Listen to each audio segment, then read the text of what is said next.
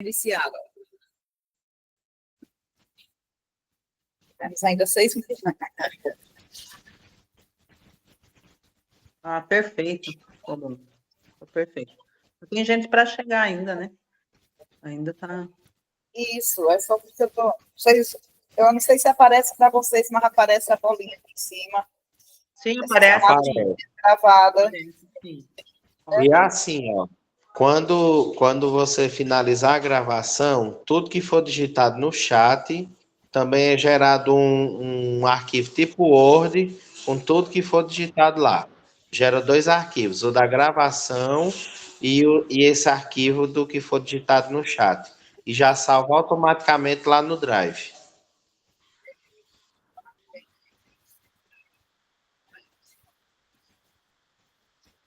Esse ventilador está atrapalhando? Barulho? Não, eu não estou escutando. Não estou ouvindo nada.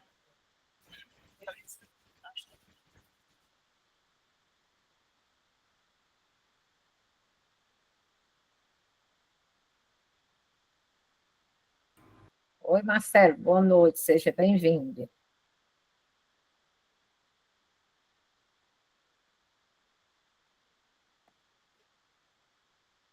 Vai lá, amiguinho. Tá sem áudio, Marcelo. Você falou, ficou sem áudio. Tá sem áudio ainda. Está ouvindo a gente?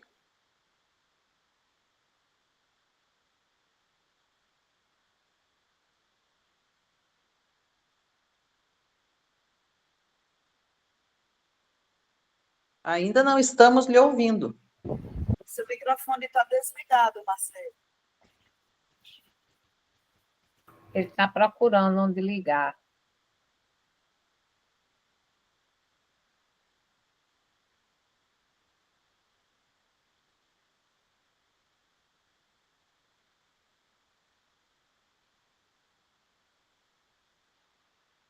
E agora?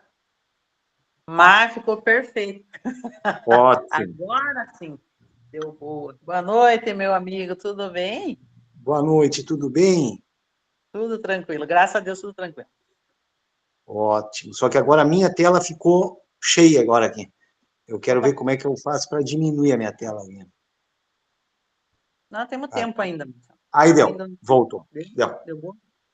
Deu. Tem uns minutinhos ainda. Tá frio aí, meu amigo? Porque aqui é Deus o livre, né? Aqui tá 13 graus. Ah, Jesus. 13 graus e chovendo. Eu vi que você está de cachecol, isso deve estar frio lá em Uruguai. Sim, já entrei tirando a roupa. Casaco, cachecol. E o ar-condicionado ligado no quente. Calcula. É que aqui é frio mesmo, né? No sul é frio mesmo. Já.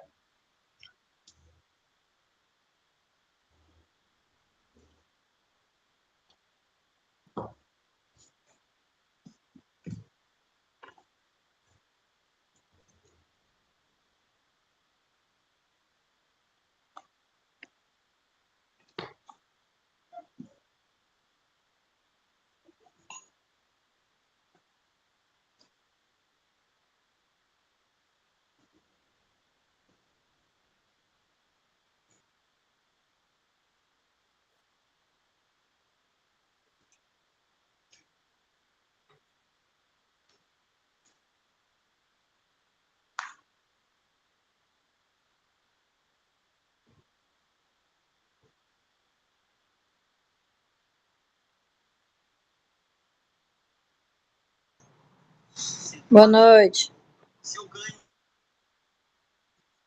Boa noite, seja bem-vinda.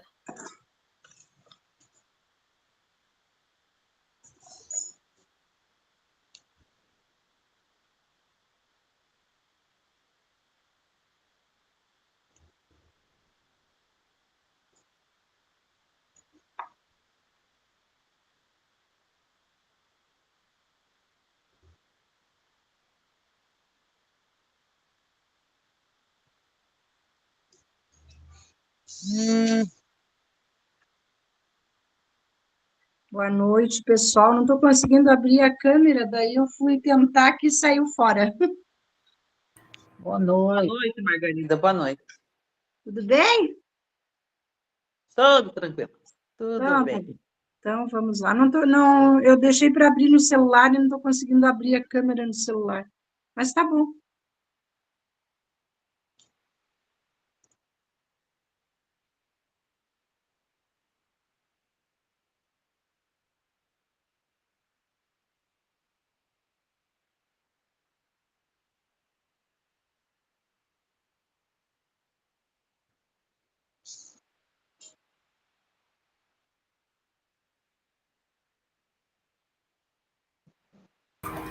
Bom, pessoal, já são 7h, 19h. Nós vamos dar início à nossa palestra pública de hoje, que o nosso facilitador é Marcelo Ribeiro. Ele é formado em Direito, é membro da Academia Hispano-Brasileira de Ciências, Artes e Letras, é escritor e palestrante espírita. É natural de Uruguaiana, no Rio Grande do Sul, e já fez palestras aqui na UEC. Então, já é nosso conhecido, e é uma indicação da nossa amada Gisele Chiptoski.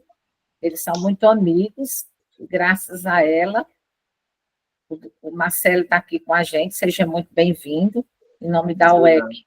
Eu já agradeço a sua disponibilidade de estar aqui conosco para falar sobre o tema A Luz Emerge sob o Alquim. Então, é um prazer muito grande tê-lo aqui novamente. Eu vou fazer a leitura da mensagem do livrinho Minutos de Sabedoria, e é o número 187.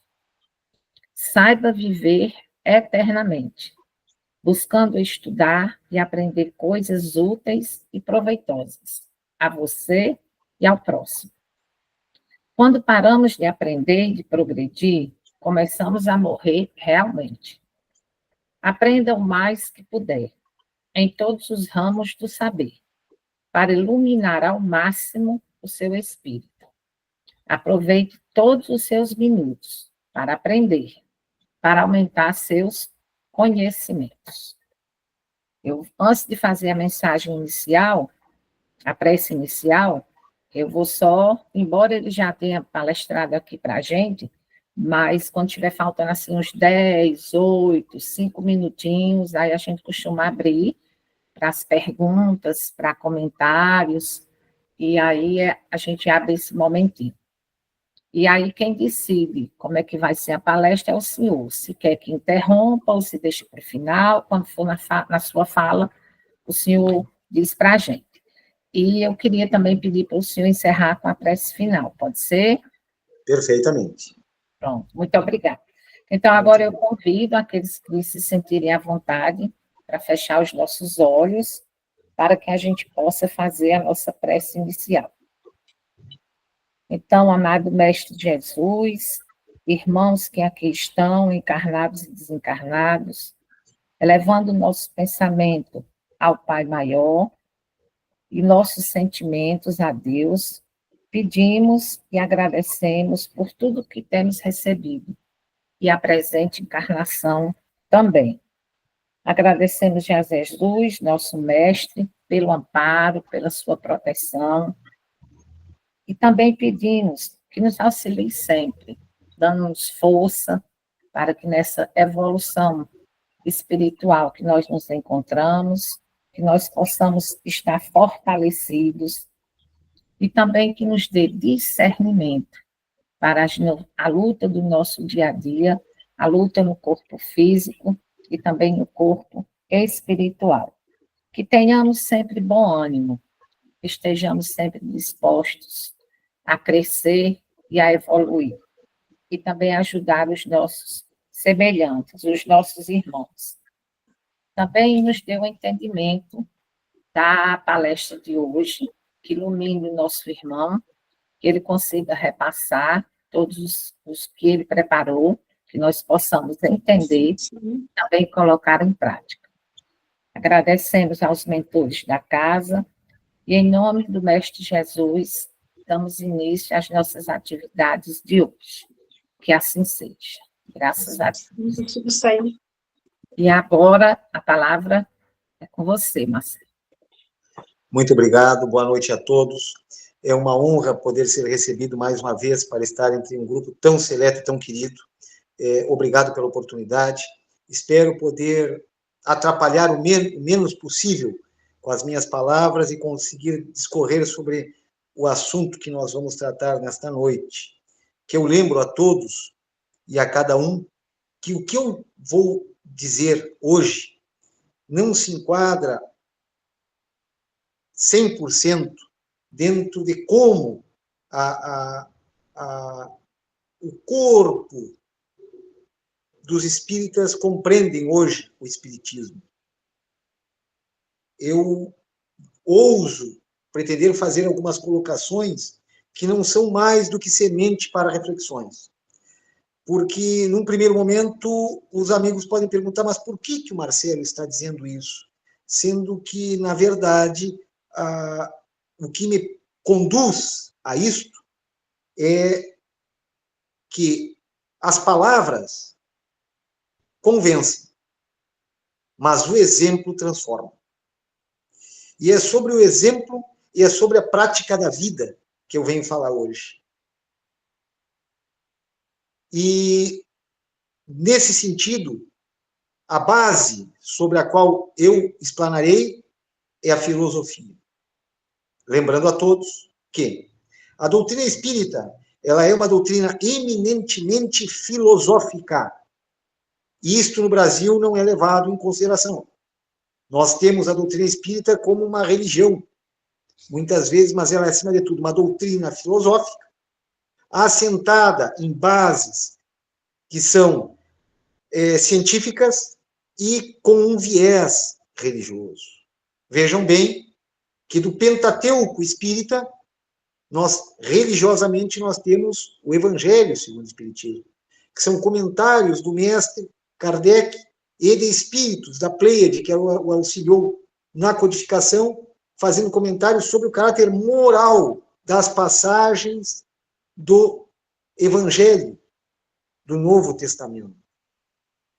Em assim sendo, tomo por base, para iniciar as reflexões desta noite, primeiramente, uma palavra do próprio Kardec.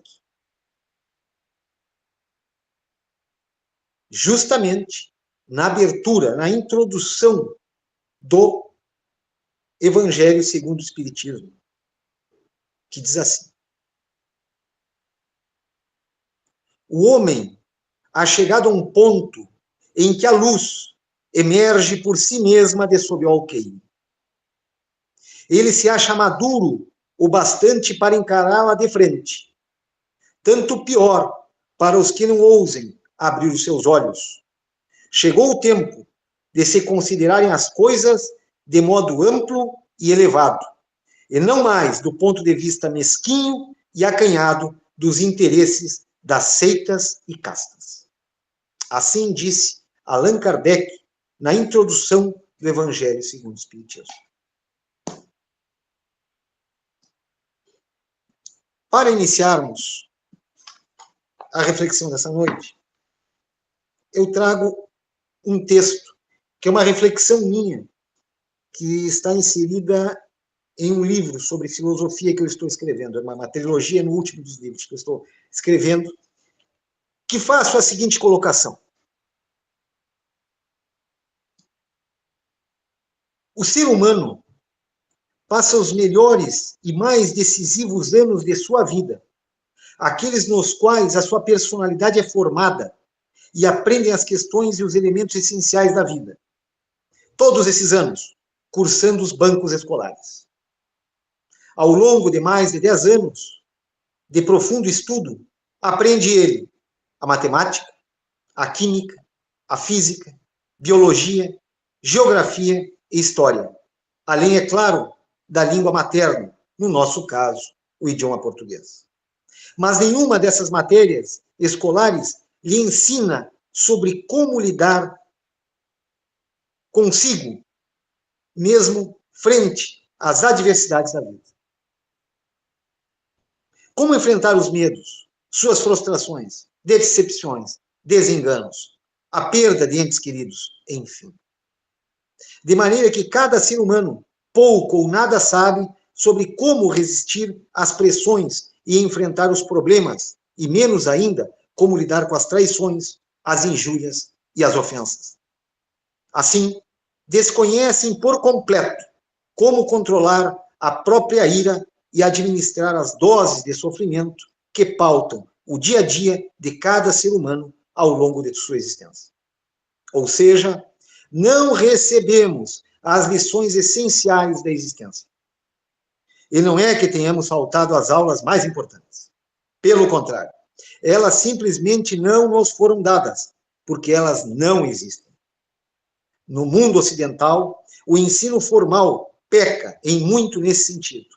Nada aprendemos sobre as questões mais importantes da vida, nem nas escolas e muito menos dentro dos nossos lares. Simplesmente não recebemos uma única aula que nos ensinasse a viver. Isto é geração após geração. Por isso, meus irmãos, a confusão que pauta a vida moderna nos mais diferentes quadrantes da Terra. Por isso, o mundo está como está.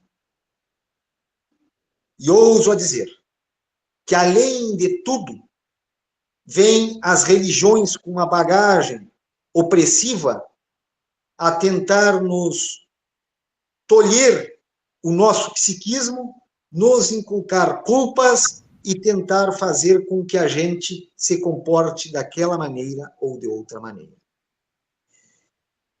Nós, enquanto espíritas, não somos melhores nem piores do que ninguém. Mas nós somos diferentes. Por quê? Porque todas as outras doutrinas religiosas estão assentadas em um único pilar, que é dogmático. Obedeça, não questione. E o próprio Kardec, ao contrário, nos ensina que nós só podemos enfrentar a vida e a fé se nós a compreendermos. Se nós não compreendermos a fé pela qual nós acreditamos, a corrente religiosa que nós optamos, nós não conseguiremos seguir adiante no caminho religioso. Kardec soube construir sua doutrina com base no ensino filosófico. E por que Kardec fez isso? Por que os espíritos, a pleia de espíritos, comandados pelo Espírito da Verdade, auxiliaram Kardec nesse sentido? Porque a humanidade ocidental, ela simplesmente esqueceu por completo, foi apagado dos anais da história o que Jesus veio nos ensinar. Como assim? Jesus de Nazaré, em nenhum momento, foi um fundador de religião. Isto é praticamente uma ofensa e um desaforo ao Mestre Jesus. Ele não veio nos ensinar religião. Jesus veio nos ensinar a viver. Por isso, o homem, Jesus de Nazaré, foi o maior de todos os filósofos que chegaram na Terra e caminharam entre os homens. E vejam o quão perdidos estamos que todas as doutrinas o têm como modelo religioso. E assentado em cima de suas palavras, do seu ensinamento. Exceto a doutrina espírita. Por quê? Porque a doutrina espírita não foi nas palavras. A doutrina espírita vai no exemplo. Aquilo que eu disse no início. As palavras convencem, mas o exemplo transforma. O código moral das leis do Pai, codificadas para a compreensão dos homens na forma da doutrina cristã, é um código moral filosófico.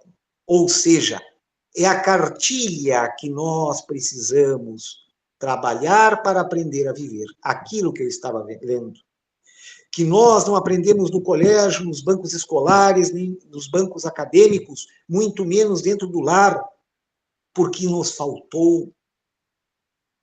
E não estou dizendo a nossa geração, eu estou dizendo dos mais recuados tempos. E o que acontece? Jesus veio, ensinou nas estradas, ensinou nas ruas, ensinou nas praças, nas sinagogas, no templo, já com 12 anos. Entre os mestres e doutores do templo, já ele ensinava e deixava abismado a todos. Mas Jesus ensinava mais pelo seu exemplo do que por suas palavras.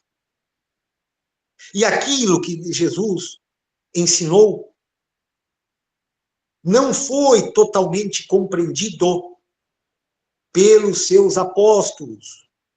Foi compreendido um pouco melhor pelos seus discípulos. Os apóstolos, como todos sabem, eram os 12. Os discípulos eram aproximadamente 100, 150 homens e mulheres que o seguiam e o admiravam. Muitos deles eram judeus da zona limítrofe, ali junto do mar Mediterrâneo, que tinham absorvido um pouco da cultura helênica e tinham condições de entender um pouco melhor o significado oculto atrás das palavras de Jesus e dos ensinamentos exemplares de Jesus, pelo exemplo de conduta.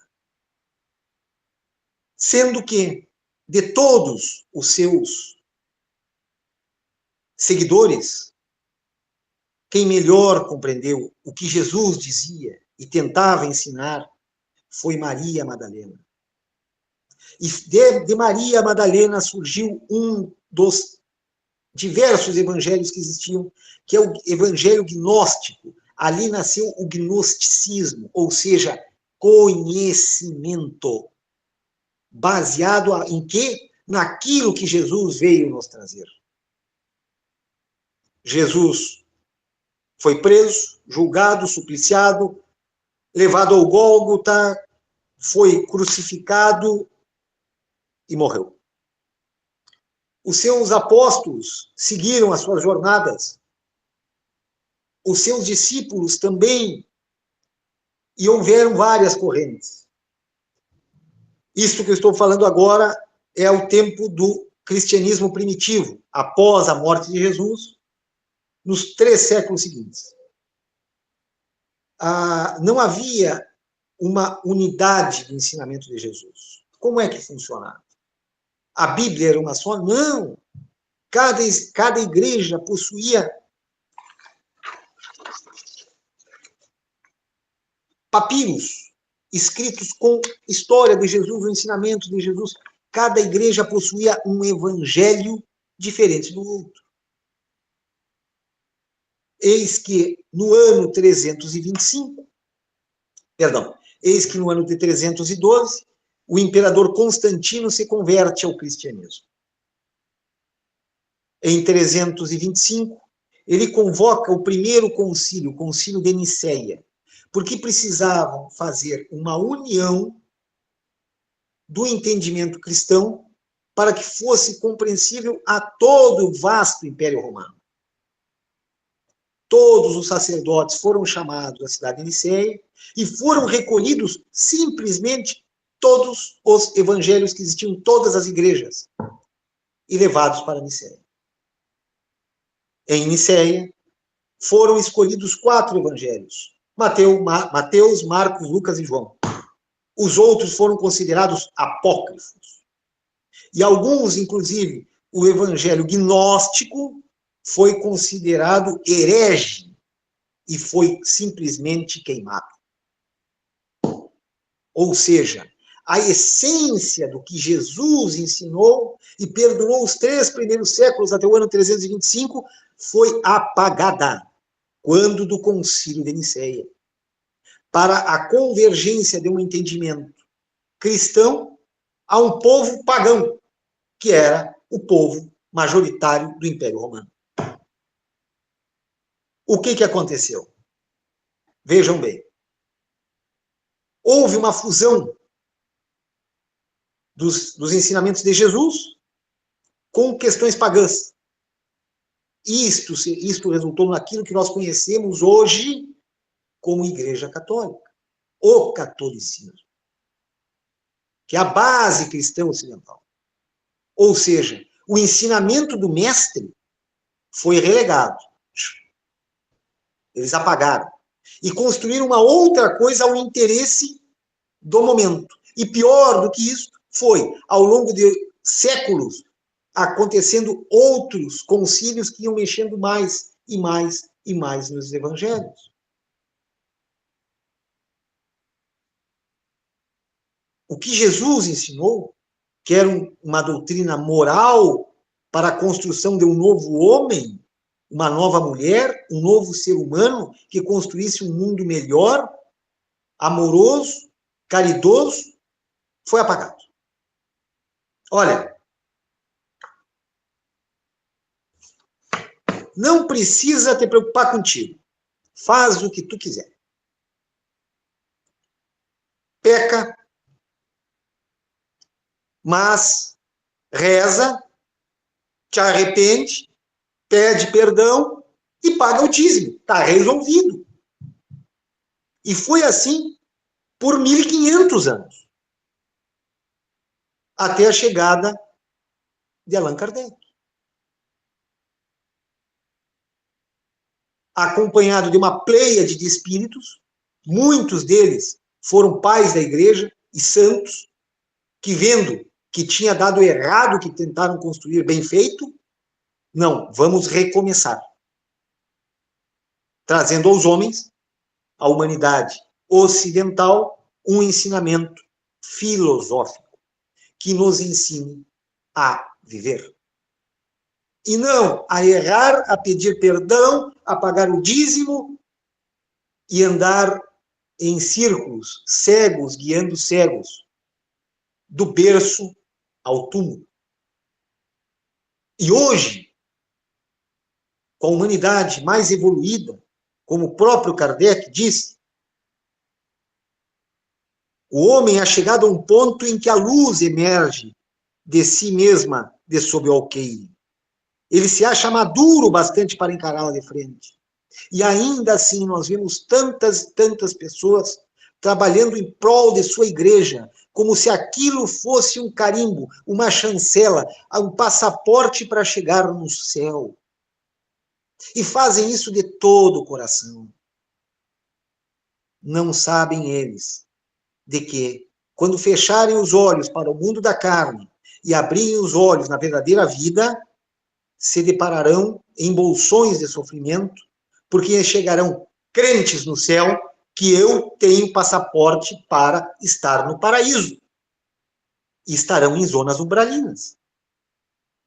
Quantos e quantos não entendem isso? Não compreendem? Não podem compreender. Porque contraria toda a lógica de um aprendizado.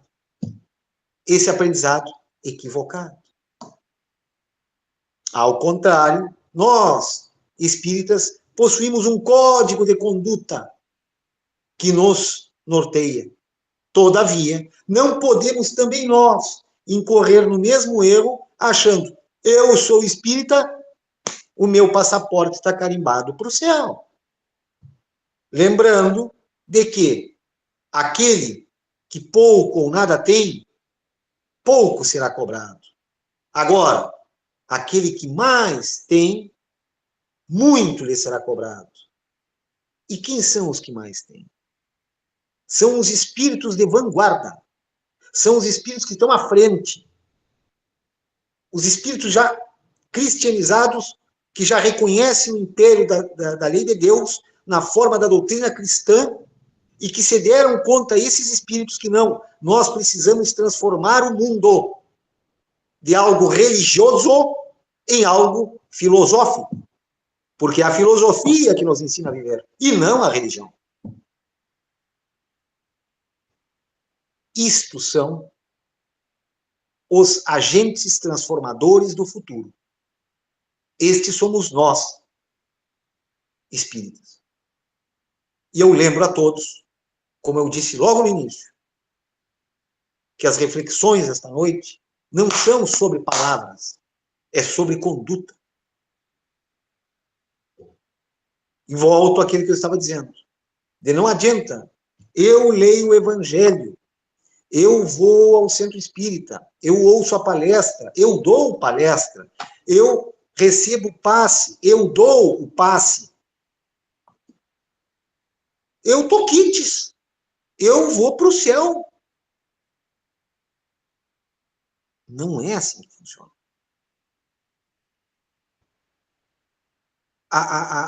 O estágio em que nós nos encontramos, a esses que estão despertos, que estão na vanguarda, que optaram, esses espíritos, nós encarnados, nossos espíritos, que puderam escolher ao encarnar, e encarnar na pátria do Evangelho, agora, na transição para a Era de Aquário, e ainda nascer numa família cristã, na pátria do Evangelho, e mais, ter a coragem de dar o passo à frente e dizer, eu sou espírita.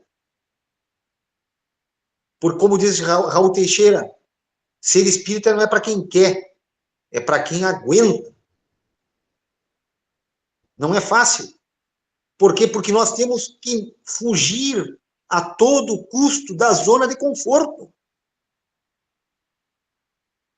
Algumas encarnações atrás, nós tínhamos que fugir do inferno.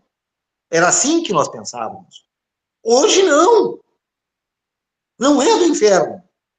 Nós temos que fugir da zona de conforto, da praticidade, do egoísmo, de ficarmos deixando para amanhã, protelando, tá, mas eu estou lendo o Evangelho, não faço mal para ninguém. Sim, não fazer mal para ninguém, digamos, contava a ponto há 8, 10 gerações, há 10 encarnações atrás, quando a maldade no mundo era muito maior, era muito mais denso, o ambiente, a psicosfera terrena.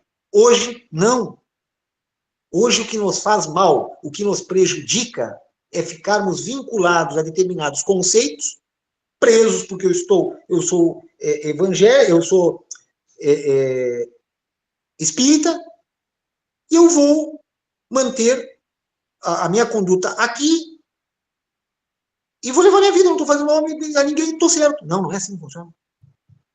Nós temos que ser agentes da caridade. E mais, transformadores de nós mesmos.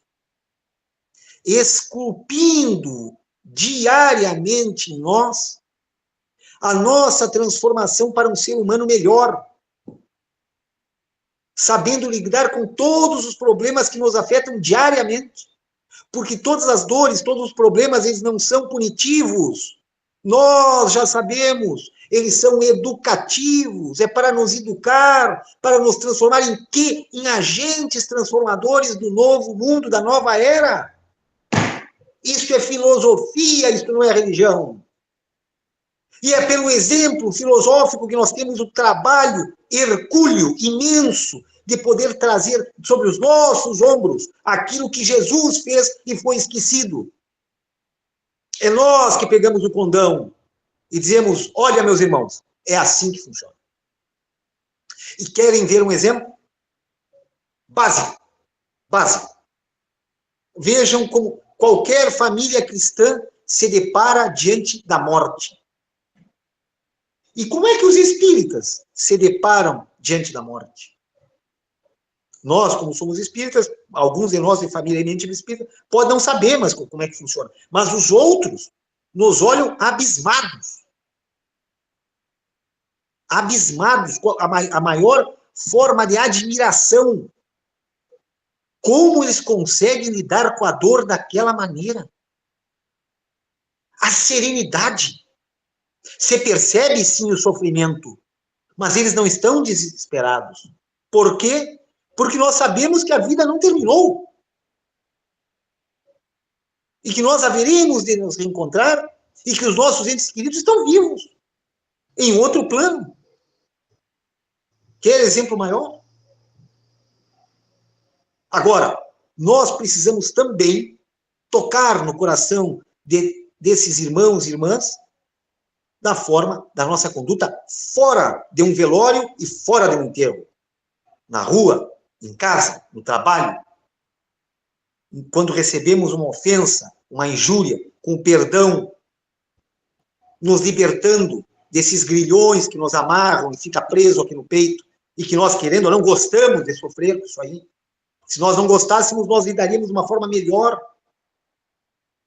O que o fulano me fez não me diz respeito. Ponto.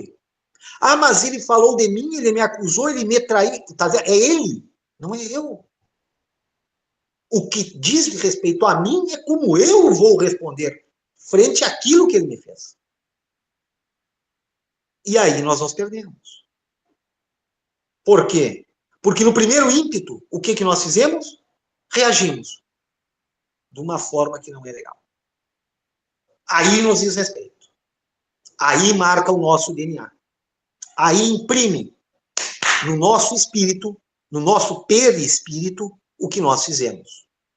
E isto será analisado pela nossa consciência espiritual, quando nós voltarmos para a pátria espiritual, e vamos ver, eu errei aqui. Zona de sofrimento. Nos puxando para a zona umbralina. O que ele nos fez? Não nos diz respeito. Agora, o que nós fizemos, isto sim nos diz respeito. Então, filosoficamente, nós temos que ter como base uma coisa fundamental. Nunca reagir no primeiro impulso. Seja o que for. O que for. Fecha os teus olhos. Eleva o pensamento a Deus e a Jesus. Que seja por 2, 3 segundos. Respira fundo. Pronto. Tu controlou o teu ímpeto da primeira resposta. A partir daí, tu tem condições de administrar melhor a situação. Fazendo assim, nós seremos bombeiros em um mundo incendiário. Ou seremos escravos das nossas vicissitudes.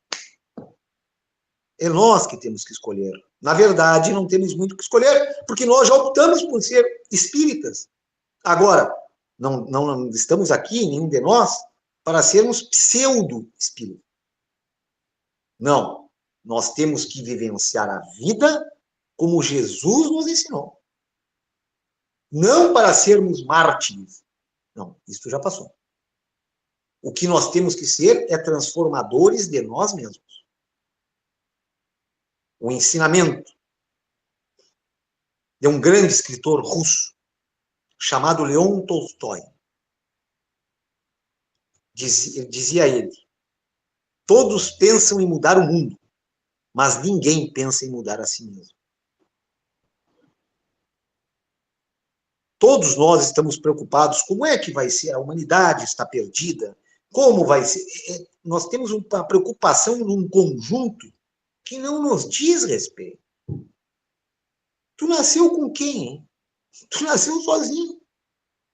A não ser quem é gêmeo. Quem não nasceu com irmão gêmeo, nasceu sozinho. E vamos embora sozinho. A vida é uma passagem. Nós não somos seres humanos dotados de um espírito. Não, nós somos um espírito que recebemos emprestado um corpo para mais uma passagem na Terra, no palco existencial da vida. Então, aqui não é definitivo, aqui é uma passagem. Nós estamos aqui para aprender. Nós chegamos sozinhos, vamos embora sozinhos, estamos preocupados com a coletividade. A coletividade é outra história. Se nós tivéssemos alcançado a plenitude de nossa vida, nós poderíamos nos preocupar com a humanidade. Mas só que nós temos problemas demais e defeitos demais para nos preocupar com o nosso vizinho, quanto mais com a humanidade. Nós temos que nos preocupar conosco mesmo, com os nossos atos, com as nossas reações, com as nossas condutas.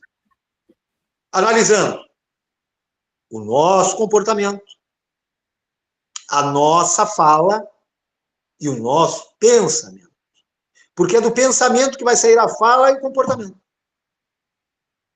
E o que nós prestamos atenção? E nisso nós somos todos, absolutamente todos somos viciados em uma coisa. em julgar o nosso próximo. E não apenas isso, condenar o nosso próximo. Todos nós fizemos isso, todos os dias. Quem diz que assim não o faz é um mentiroso. Nós podemos não perceber, mas nós estamos julgando e estamos condenando. Fulano está agindo mal. Fulana não deveria ter feito isso. Fulana, sempre. E nós julgamos as pessoas do alto da nossa inferioridade.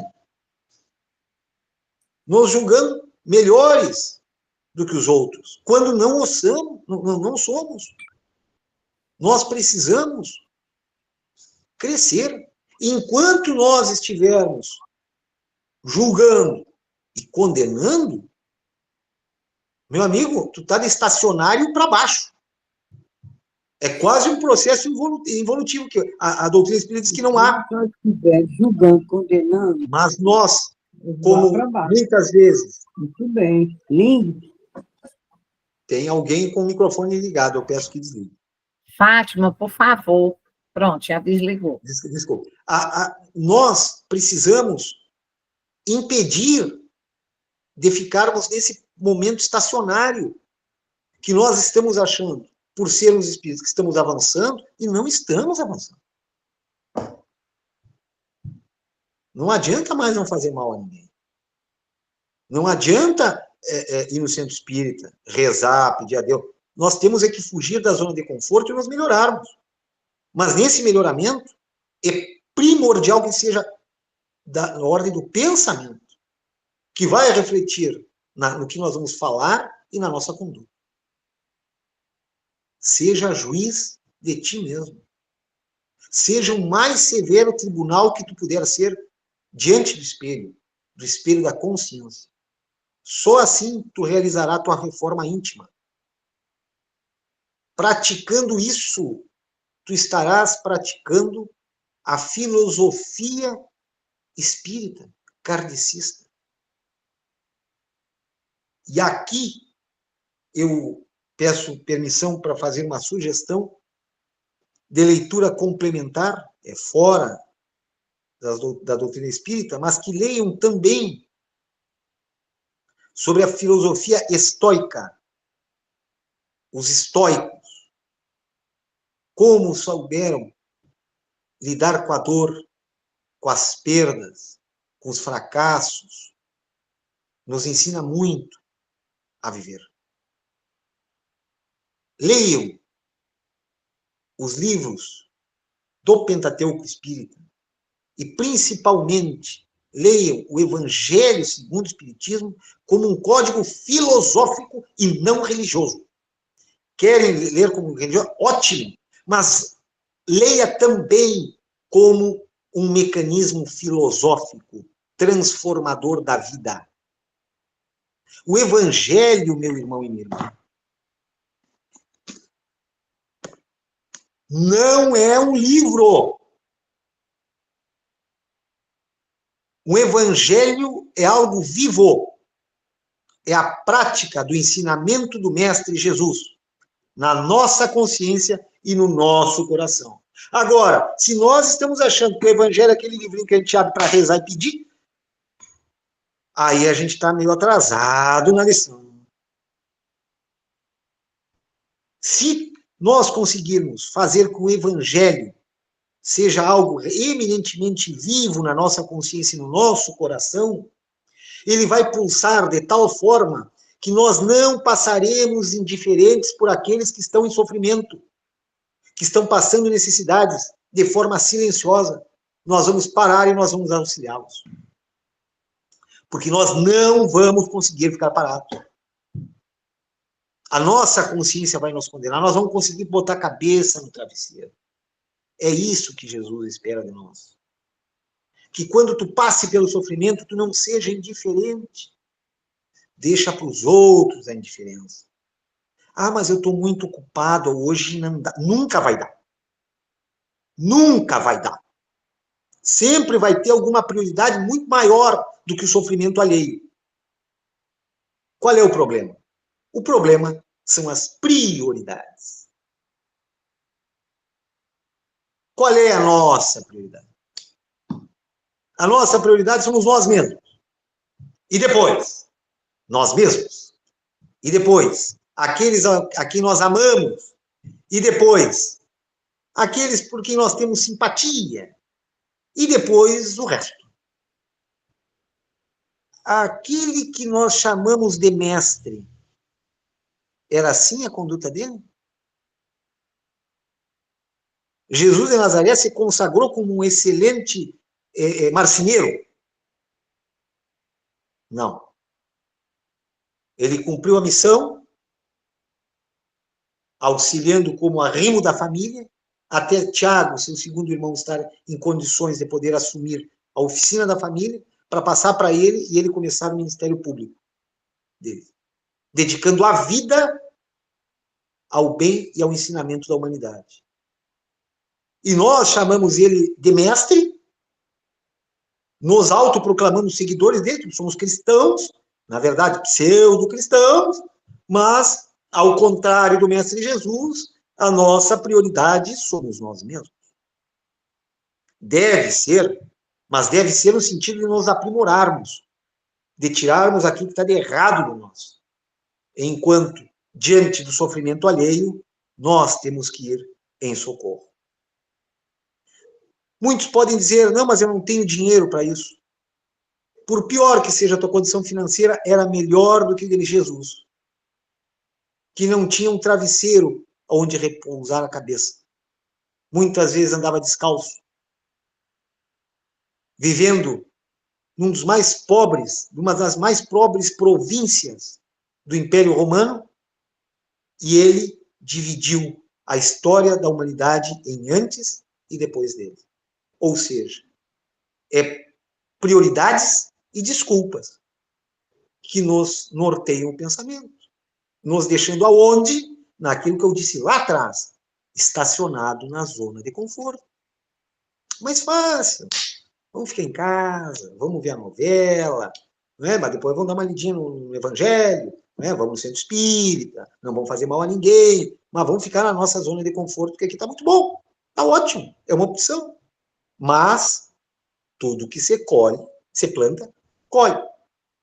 Assim, nós não vamos avançar espiritualmente. Nós, enquanto ego encarnados, nós precisamos auxiliar o nosso espírito, que já vem gradativamente evoluindo. Mas a nossa atual encarnação, ela foi proposta para nós darmos um salto quântico para o nosso espírito. E que nas próximas encarnações, nós deveremos ter uma possibilidade muito menor de grandes sofrimentos se comparados com a nossa atual encarnação. Mas se nós continuarmos estacionários, nós vamos perder o ano, digamos assim, o ano letivo dessa encarnação. Nós precisamos agir. O tempo está passando muito rápido. Nós ainda estamos a caminho. E nós não estamos preocupados conosco mesmo. Em nos modificarmos. Em que amanhã eu consiga ser melhor que hoje. E hoje eu tenha conseguido ser melhor que ontem. Essa é a dinâmica. E isto, meu irmão e minha irmã, é um trabalho filosófico. É um crescimento. É um ensinamento que deve ser posto em prática.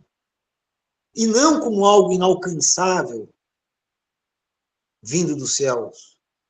Na nossa fé, na nossa esperança que nós devemos ter. Lógico que sim. Mas primeiro, nós precisamos nos reconstruir.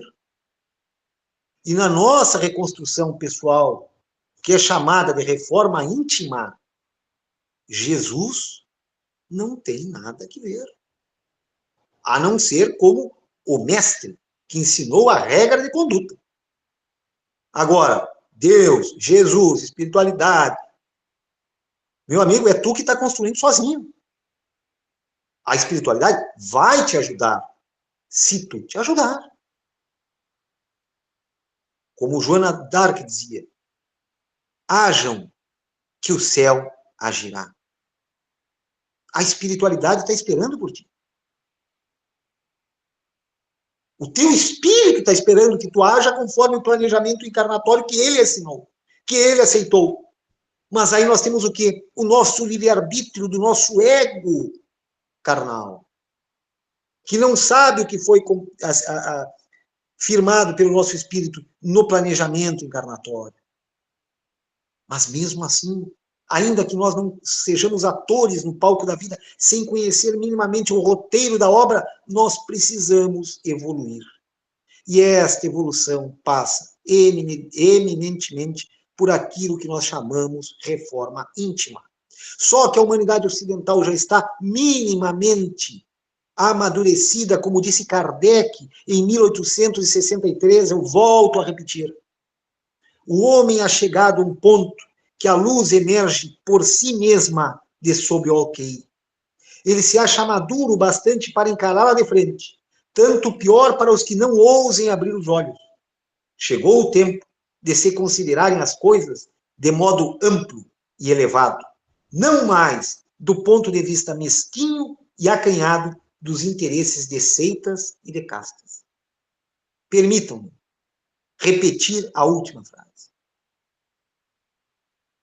Chegou o tempo de se considerarem as coisas do modo amplo e elevado, não mais do ponto de vista mesquinho e acanhado dos interesses de seitas e de castas. Ou seja, aqui Kardec está definindo que a questão não é mais religiosa, a questão é filosófica, porque não é científica.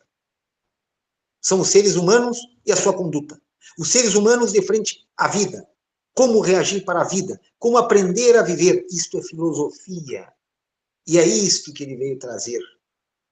E nós ainda precisamos ajustar um pouco o nosso entendimento para poder seguir a reta da doutrina espírita, que é o resgate da doutrina cristã, do antigo ensinamento original do Mestre Jesus de Nazaré, que há 2000 anos esteve entre nós, caminhando sobre a face da terra.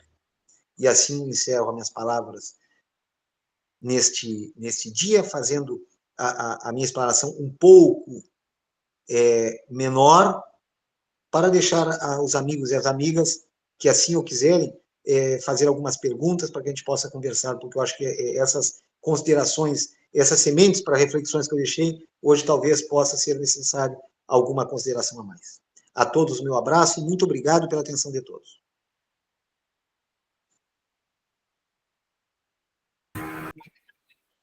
Nossa, para mim foi um puxão de orelha, na questão de que eu não penso antes de falar, eu jogo, depois eu me arrependo, mas aí eu já joguei, e em seguida vem o comportamento, aí depois eu reflito, por que que eu não... Isso aí somos todos nós.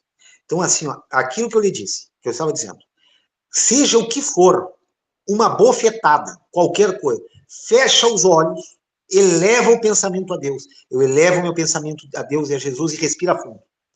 Ao fazer isso, tu tem controle de ti mesmo. Pronto. É uma questão de hábito. É fácil? Não é. Pronto, Devemos questão de hábito, é isso. Eu agradeço esse puxão de orelha, que a partir de agora vai ser hábito. Quando eu Senhor, chega. Fecha os olhos, eleva o pensamento a Deus e a Jesus, peça ajuda e respira fundo. Eu vou conseguir, já era para ter conseguido, mas eu vou conseguir, em nome de Jesus. O microfone está aberto, alguém gostaria de falar, comentar, perguntar? A hora é essa, aproveitem para beber nessa fonte. Palmira, eu gostaria de agradecer ao meu amigo Marcelo. Marcelo, muito obrigada por mais uma vez ter atendido ao nosso chamado, a ter Obrigado. disponibilizado do teu tempo, querido. Obrigada mesmo, de coração. Você sabe que você mora no meu coração, né? E no coração do pessoal da UEC também. Olha, muito obrigado. Eu que agradeço a oportunidade. Desculpem que muitas vezes eu falo de uma forma um pouco forte, um pouco contundente, é porque eu fico um pouco pelo sentido de urgência que nós estamos aqui e precisamos fazer alguma coisa. Não é? Como a irmã estava falando, que pois é, um puxão de orelha para todos nós, para mim mesmo, a gente se arrepende do que faz, mas eu lembro a todos e a cada um de que o derrotado não é o que cai, o que errou. O derrotado é o que fica no chão. A senhora vai errar muitas vezes ainda, mas a senhora vai estar tentando. A senhora vai estar se levantando. Isso vai haver uma marcação tanto no seu DNA quanto no seu espírito. Aliás, no seu perispírito. Então, quer dizer, a senhora fazendo essa tentativa, na próxima, ainda que dessa vez seja digamos assim, um desastre, não é? Olha, eu tentei, mas eu caía, levantava. Na próxima, a marcação no perispírito já será decisiva na próxima encarnação. Eita, coisa boa. Virar a chave. Virar a chave. O que nós precisamos é o compromisso. Virar a chave. Isso que nós precisamos. Verdade. A Margarida Saraiva levantou a mão. Vamos ouvi-la. Boa noite, pessoal. Não tem muito o que falar, né? Não tem o que discutir, é um aprendizado. Cada palestrante, cada um de vocês que vem aqui é um aprendizado para nós, né? Aí você falando, vem vindo, né? As coisas, né? Quando você falou da educação, Napoleão Bonaparte também dizia, né? Que a melhor forma de educar era o exemplo, né? Então, eu vejo, assim, que os ensinamentos de Jesus, né? É ainda muito mal compreendido, né? Por a maioria de nós, né? Que se nós levássemos ao pé da letra, né? Algumas questões por exemplo, digamos, da Bíblia, né? Nem você falou do começo ali de tudo, né? Eu acredito que não existiria mais ninguém na Terra que tivesse orelha, que tivesse olhos, que tivesse mãos. Exatamente. Porque a gente é muito imperfeito ainda, né? Aí eu vejo a responsabilidade de nós espíritas, né? Nessa questão, que a gente que está já nessa fileira, né, do espiritismo, e daí eu lembro de André Luiz no Consolador, ele fala que, até anotei aqui, ó, que o espiritismo não é só o consolador, né? Ele é o despertador das consciências e dos corações da humanidade. Eu acho isso muito lindo. Então, eu queria te agradecer de coração, porque aprendi muito hoje também com você, e quando você fizer escrever, acabar o teu livro, por favor, eu quero um exemplar dele. Muito obrigado, querida. Muito Era obrigado. isso só que eu queria dizer, dar boa noite para todos vocês. Muito obrigado.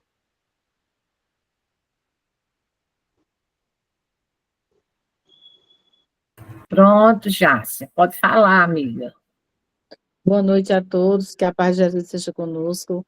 Quero agradecer ao nosso irmão, mais uma vez assisto uma brilhante palestra sua, Marcelo, com grandes contribuições a nós aqui do Movimento Espírita do Cariri, desse grupo, que tem a Lília, tem a Gi, né, a Margarida, que então, não é só do Cariri, né, temos essas pérolas maravilhosas que trazem os amigos para que possamos aprofundar o conhecimento na doutrina espírita, sobretudo com as obras doutrinárias, e que, de fato, é uma grande responsabilidade da nosso projeto reencarnatório, essa reforma íntima, essa mudança íntima de nós mesmos, de termos esse compromisso e decisão de sair da zona de conforto, de sairmos dessa existência aí a cada dia ou a cada situação, melhor do que o que chegamos a ela. Como você traz, a pedagogia das dores, não são punitivas, mas educativas do espírito.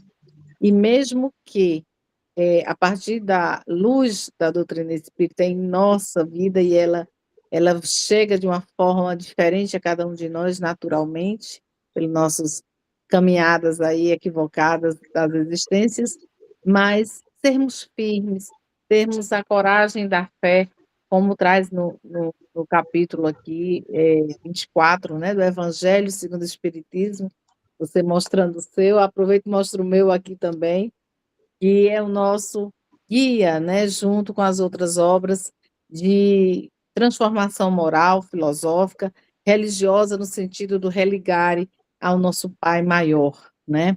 De um modo diferente de viver as existências.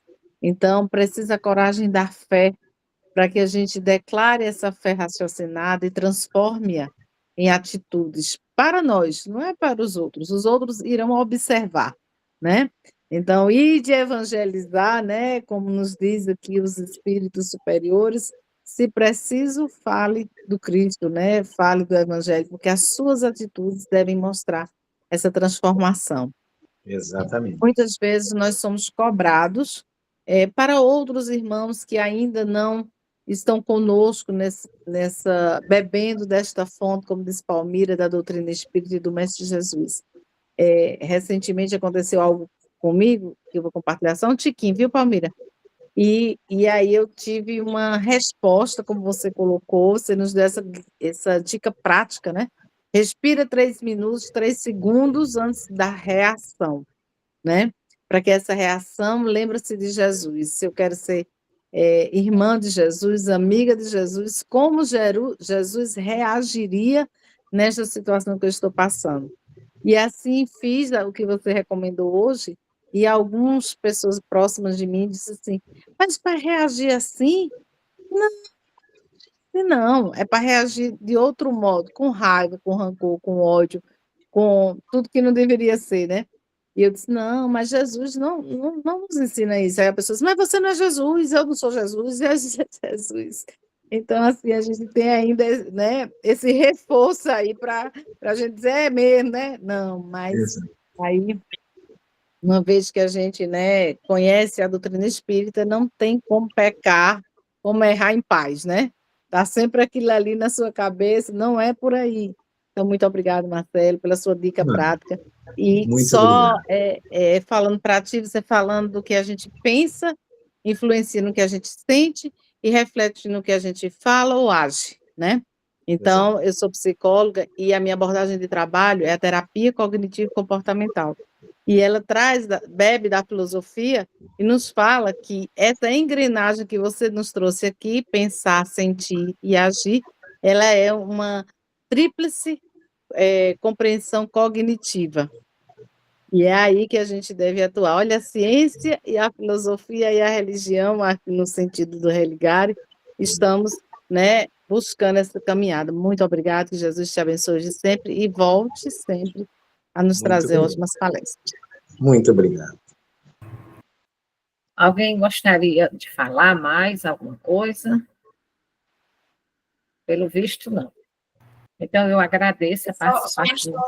Só aqui, em nome da UEC, né, para agradecer. É sempre muito bom quando a gente escuta palavras assim, incisivas. Eu gosto também de falar assim, sabe? Eu não sei usar floreios. Eu não tenho a doçura de Járcia quando ela fala. Eu sou mais mandona, sabe? Eu sou mais assim, ó, né? Presta atenção ou sai de perto. Eu sou mais... Mas é porque há momentos em que a gente não compreende como é que as pessoas já conhecem há tanto tempo, né, o ensino do Cristo e não se prontifica a sequer fazer alguma coisinha, por menor que seja. É o mínimo do que ele ensina.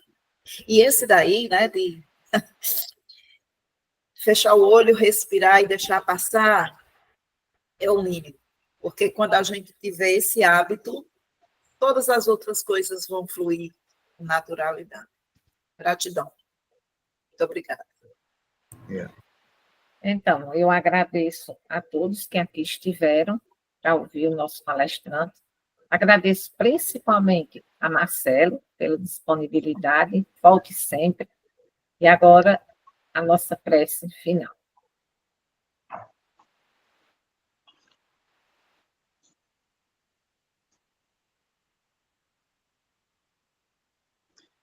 Eu convido a todos para levarmos o nosso pensamento e o nosso coração a Deus e a Jesus, agradecendo pelo dom da vida e por estarmos hoje aqui reunidos, gozando todos de saúde física, mental e espiritual, pedindo o amparo, o sustento, o apoio a todos aqueles que sofrem em todos os quadrantes do mundo. E como uma forma de compromisso amoroso diante do nosso Mestre Jesus, eu convido a nós fazermos a oração de São Francisco de Assis, que diz assim: Senhor, fazei-me instrumento de vossa paz. Onde houver ódio, que eu leve o amor. Onde houver ofensa, que eu leve o perdão. Onde houver discórdia, que eu leve a união. Onde houver dúvida, que eu leve a fé. Onde houver erro, que eu consiga levar a verdade. Onde houver desespero, que eu possa levar a esperança. Onde houver tristeza, que eu leve a alegria. E onde houver trevas, Senhor, que em teu nome eu leve a luz. Ó Mestre, fazei que eu procure mais consolar do que ser consolado, compreender do que ser compreendido e amar do que ser amado. Pois é dando que se recebe, é perdoando que se é perdoado, e é morrendo para a vida na carne que se vive para a vida eterna. Assim seja. Assim seja. Assim seja, graças a Obrigado, Marcelo. Graças a Deus. Graças a Deus. Tchau, pessoal. Muito bom. Boa noite para todos vocês. Fiquem com Deus. Deus abençoe Marcelo sempre. Obrigado, igualmente.